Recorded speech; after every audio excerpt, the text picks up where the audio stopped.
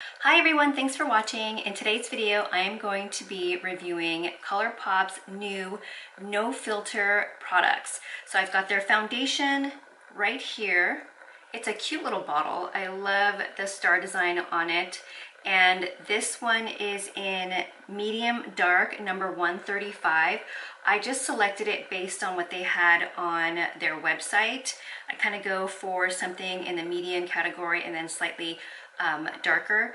And then when I chose my foundation, it automatically suggested a highlighting concealer, and so I just went for it. This one here is, a lot lighter. I wanted to use it mainly as like a highlighting concealer instead of like actually concealing dark circles or anything like that, because I don't have that issue. So I went ahead and chose this one, which is medium 26, and this is the one that the website automatically suggested that I pick out. And then I also picked up their ColourPop No Filter Sheer Pressed Powder, and this is in the shade medium dark. And then I also got the No Filter Setting Powder. So this is the loose setting powder, and as you can see, this is translucent. So next you're gonna see how I applied all of the products and my feelings about them as I am applying them. But before we get started, I just wanna say welcome. My name is Culture, and this is my channel called Pretty Casual. Don't forget to subscribe to my channel before you leave. Hit that notification bell so you know when I post videos. And now, on with this video. So I've already moisturized and primed my skin, and I'm gonna go ahead and shake the bottle. I'm just gonna use one pump at first.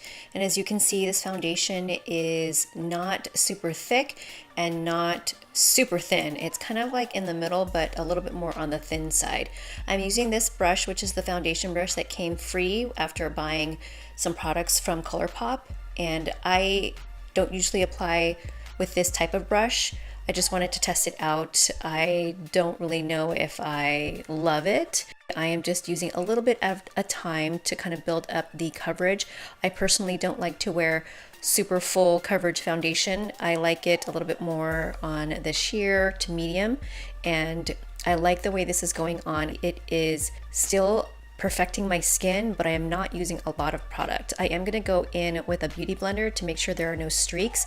This brush here, I feel like could leave the foundation on my skin streaky, and I don't like that. So here's the foundation close up. Of that one pump of foundation, I only used half of it, and I really like the way it's covered my imperfections, mostly evened out my skin tone without making it look like I have a lot of makeup on, and it still looks like my skin. So I'm gonna go ahead and do the other side.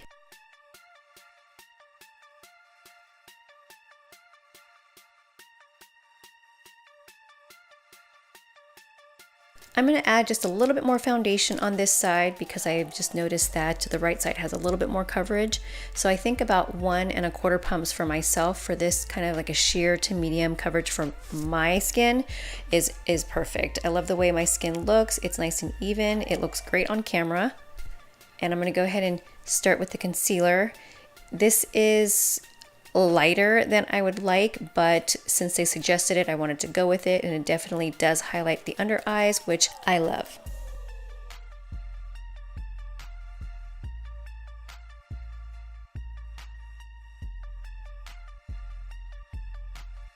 I personally am not one to wear a ton of concealer. Like you see a lot of people applying their concealers. I just like to go really light-handed because for me, I feel like a little bit goes a long way. That's why I'm doing such small dots around my face. And I love the way it balanced out the skin all around, just brightened up the under eyes just a little bit. Here is the loose powder. I'm just gonna make sure that the concealer is pressed into my skin, and then I'm gonna go ahead and dot the loose powder just under my eyes to set my concealer, and then use whatever else is left on the sponge and press it into my skin, into my T-zone.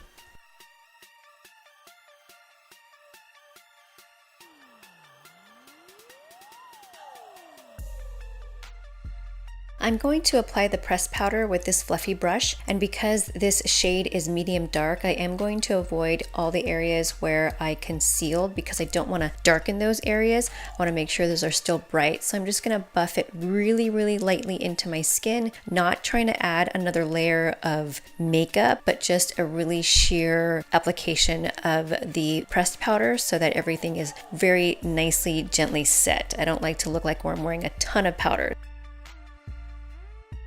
So here are all of the 4 products on my skin. I really do love the way it looks on camera. It does look flawless. And I'm gonna go ahead and finish all of my makeup and I will be right back. Okay, so now I am back. I finished all of my makeup. I went ahead and finished my face up with Melissa Michelle's collaboration with Ulta that she did. This is her first palette. I'm actually gonna buy her second collection that she came out with. I absolutely love her. If you don't know who she is, which you probably know who she is already, I absolutely love her. I love her too because of her personality. She's also a mom of 2. She's got twins, but she's also very close to my skin color and my hair, so I try to follow a lot of her videos and product suggestions because then if I know it works for her, then I know it works for me. So if you are my skin tone and you somehow don't know who she is, then you need to check her out. So I'm gonna go ahead and go about my day and see how this makeup holds up. I love the way it looks in the camera, like that whole no filter look.